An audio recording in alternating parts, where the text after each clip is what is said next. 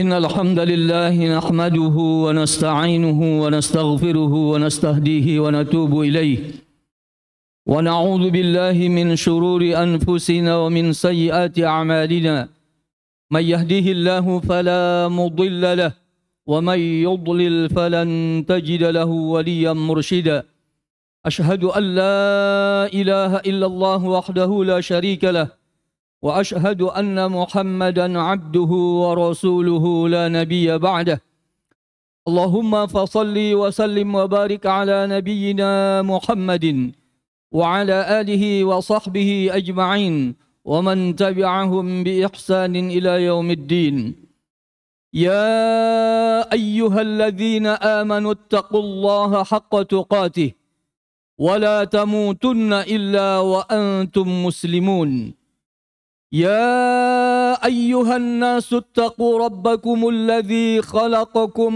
من نفس واحدة وخلق منها زوجها وبث منهما رجالا كثيرا ونساء واتقوا الله الذي تساءلون به والأرحام إن الله كان عليكم رقيبا يا أيها الذين آمنوا اتقوا الله وقولوا قولا سديدا يصلح لكم أعمالكم ويغفر لكم ذنوبكم ومن يطع الله ورسوله فقد فاز فوزا عظيما أما بعد فإن أصدق الحديث كتاب الله وخير الهدي هدي محمد صلى الله عليه وسلم وشر الأمور محدثاتها فإن كل محدثات في الدين بدعة وكل بدعة ضلالة وكل ضلالة في النار معاشر المسلمين وزمرة المؤمنين jamaah sidang salat Jumat rahimani wa rahimakumullah. Marilah sama-sama kita tingkatkan ketakwaan kita kepada Allah Tabaraka wa Ta'ala dengan ketakwaan yang sebenar-benarnya, yaitu mengamalkan apa yang diperintahkan oleh Allah Tabaraka wa Ta'ala dan oleh Rasulnya Sallallahu Alaihi Wasallam, serta menjauhi apa yang dilarang oleh Allah Tabaraka wa Ta'ala dan oleh Rasulnya Sallallahu Alaihi Wasallam. Ma'asyiral muslimin, jamaah salat Jumat rahimani wa rahimakumullah. Marilah sama-sama kita memanjatkan puja dan puji syukur kita kepada Allah Jalla wa Ala atas segala limpahan nikmat dan karunia-Nya kepada kita sekalian, yang dengan seluruh nikmat-nikmat karunia Allah tersebut, di kesempatan siang yang mendung ini kita masih dapat diberi kesempatan oleh Allah untuk dapat melangkahkan kaki kita menuju rumahnya Allah, yaitu masjid, dalam rangka melaksanakan ibadah salat Jumat berjamaah insyaallah. Salawat serta salam semoga senantiasa tercurahkan kepada baginda kita Nabi besar Muhammad sallallahu alaihi wasallam beserta para keluarganya, para sahabatnya dan para pengikutnya yang istiqamah hingga yaumil qiyamah. Ma'asyiral muslimin, jamaah salat Jumat rahimani wa rahimakumullah. Hari ini kita tepat berada di tanggal 25 Zulqa'dah 1446 Hijriah, bertepatan dengan tanggal 23 Mei 2025 Masehi. Itu artinya hanya kurang lebih tinggal 5 hari lagi kita akan ditinggalkan oleh bulan Zulqa'dah, di mana bulan ini adalah merupakan salah satu dari 4 bulan yang dimuliakan Allah Tabaraka wa Ta'ala. Allah Subhanahu wa Ta'ala berfirman di dalam surah At-Taubah ayat 36. A'udzu billahi minasy syaithanir rajim. Inna iddatash syuhuri 'indallahi 12 syahran fi kitabillah. Yauma khalaqas samawati wal ard minha arba'atun hurum. Dzalika ad-dinul qayyim fala tadhlimu fihinna anfusakum. Sesungguhnya jumlah bilangan bulan di sisi Allah adalah 12 bulan yang terdapat dalam ketentuan Allah pada hari Allah menciptakan langit dan bumi. Dan di antara ke-12 bulan yang diciptakan Allah tersebut, ada 4 bulan yang dimuliakan Allah Tabaraka wa Ta'ala, yang dikenal dengan Ashhurul Hurum, yakni bulan-bulan haram, bulan-bulan yang dimuliakan Allah Tabaraka wa Ta'ala. Dzalika ad-dinul qayyim. Itulah ketetapan agama yang lurus. Fala tadhlimu fihinna anfusakum. Maka janganlah sekali-kali di antara kalian menzalimi diri kalian di keempat bulan tersebut.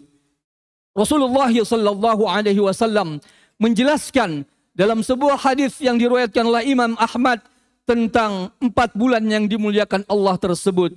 Az-zamanu qad istadara ka hayatihi yawma khalaqas samawati wal ard minha arba'atun hurum thalathatun mutawaliyat Dzul Qa'dah wa Dzul Hijjah wal Muharram wa Rajabul Mudhar alladhi baina Jumada wa Sya'ban. Rasulullah sallallahu alaihi wasallam bersabda menjelaskan tentang arti atau 4 bulan yang dijelaskan oleh Allah Subhanahu wa taala dalam surah At-Taubah ayat 36, bahwa zaman itu beredar sebagaimana mestinya saat Allah menciptakan langit dan bumi. Dan as-sanah 12 syahra, bahwa 1 tahun ada 12 bulan. Minha arba'atun hurum, di antaranya ada 4 bulan yang dimuliakan Allah Tabaraka wa Ta'ala. Yang pertama adalah Dzul Qa'dah, yang kedua Dzul Hijjah, yang ketiga Al-Muharram, dan yang keempat bulan Rajab Mudhar, yaitu yang terapit di antara bulan Jumadil dan bulan Sya'ban. Ma'asyiral muslimin, jamaah salat Jumat rahimani wa rahimakumullah. Lantas, apa saja keistimewaan dari bulan Dzul Qa'dah?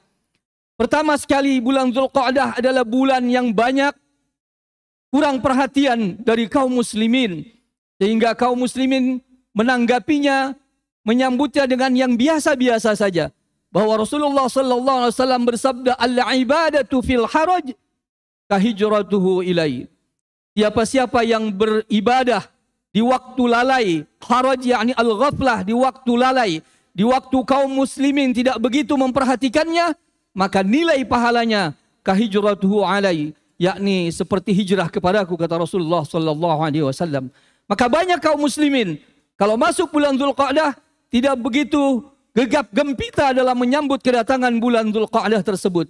Berbeda dengan bulan-bulan yang lain seperti bulan Dzul Hijjah, bulan Syawal, bulan Ramadan dan seterusnya. Tetapi kaum muslimin menghadapi bulan Dzul Qa'dah biasa-biasa saja. Oleh karenanya ibadah di bulan di mana kaum muslimin menganggapnya sesuatu yang biasa, sesuatu yang lalai, maka nilainya adalah seperti hijrah kepada Rasulullah sallallahu alaihi wasallam. Maka keistimewaan yang pertama adalah bulan Dzul Qa'dah adalah merupakan awal bulan dari keempat bulan yang dimuliakan Allah Tabaraka wa Ta'ala. Sehingga Al-Imam Al-Qurtubi di dalam tafsirnya dan Imam At-Tabari di dalam tafsirnya menjelaskan bahwa barang siapa yang beribadah, melakukan amal soleh di bulan Dzul Qa'dah atau di keempat bulan yang dimuliakan Allah Tabaraka wa Ta'ala, maka nilai pahalanya dilipat gandakan Allah Tabaraka wa Ta'ala. Begitu pula seseorang yang melakukan dosa dan maksiat, kezaliman untuk dirinya, maka balasan keburukan dan dosanya dilipat gandakan oleh Allah Tabaraka wa Ta'ala. Maka ayatnya, fala tazlimu fihinna anfusakum, maka janganlah sekali-kali di antara kalian menzalimi diri kalian di keempat bulan tersebut. Ma'asyiral muslimin, jamaah salat Jumat rahimani wa rahimakumullah. Keutamaan yang kedua adalah bahwa bulan Dzul Qa'dah adalah merupakan musim-musim haji. Sebagaimana Allah jelaskan di dalam Al-Quran surah Al-Baqarah ayat 197, Al-Hajju Ashhurum Ma'lumat, bahwa musim-musim haji adalah bulan-bulan yang ditentukan, bulan-bulan yang dimaklumi. Di antaranya adalah bulan Dzul Qa'dah, bulan kedua setelah bulan Syawal, Dzul Qa'dah, dan 10 hari pertama bulan Dzul Hijjah. Itu adalah musim-musim haji. Sehingga tidak sah seseorang melakukan ihram di luar ketiga bulan, yakni bulan Syawal, bulan Dzul Qa'dah, dan 10 hari pertama bulan Dzul Hijjah. Keutamaan yang ketiga adalah bahwa Dzul Qa'dah adalah bulan di mana Rasulullah sallallahu alaihi wasallam banyak melakukan umrah. Bahkan dalam seumur hidup beliau hanya 4 kali beliau melakukan umrah, dan semuanya dilakukan di bulan Dzul Qa'dah. I'tamara Rasulullah sallallahu alaihi wasallam 4 umar kulluhunna fi Dzul Qa'dah. Bahwa Rasulullah sallallahu alaihi wasallam melakukan umrah sebanyak 4 kali umrah, dan semuanya dilakukan di bulan Dzulqa'dah. Umrah yang pertama yaitu ketika Rasulullah sallallahu alaihi wasallam berangkat dari Madinah menuju Mekah dengan rombongan sahabat kurang lebih 1.400 orang. Pada saat itu Rasulullah tepat di Hudaybiyah dijaga oleh kafir Quraisy. Maka terjadilah yang dikenal dengan perjanjian Hudaybiyah. Maka Rasulullah menerimanya sehingga Rasulullah tidak jadi melakukan umrah. Kemudian Rasulullah kembali. Dan pada tahun berikutnya, Amul Mustaqbil, yakni Rasulullah melakukan umrah qadha pun dilakukan di bulan Dzulqa'dah. Dan yang ketiga adalah umrahnya min Dzir'anah. Umrah yang dilakukan oleh Rasulullah dari Dzir'anah ketika Rasulullah sallallahu alaihi wasallam membagikan rampasan perang Hunain. Dan yang keempat adalah umrah yang bersamaan dengan haji beliau yang dikenal dengan Hajjatul Wada'. Itulah keutamaan dari bulan Dzulqa'dah yang kita patut mengetahuinya sehingga akan memotivasi kita untuk terus meningkatkan keimanan dan ketakwaan, khususnya meningkatkan amal soleh dan ibadah kita kepada Allah Subhanahu wa taala, di mana bulan ini banyak dilalaikan oleh kaum muslimin. Aqulu qawli hadza wa astaghfirullah li wa lakum wa lisairil muslimina wal muslimat wal mu'minina wal mu'minat fastaghfiruh innahu huwal ghafurur rahim.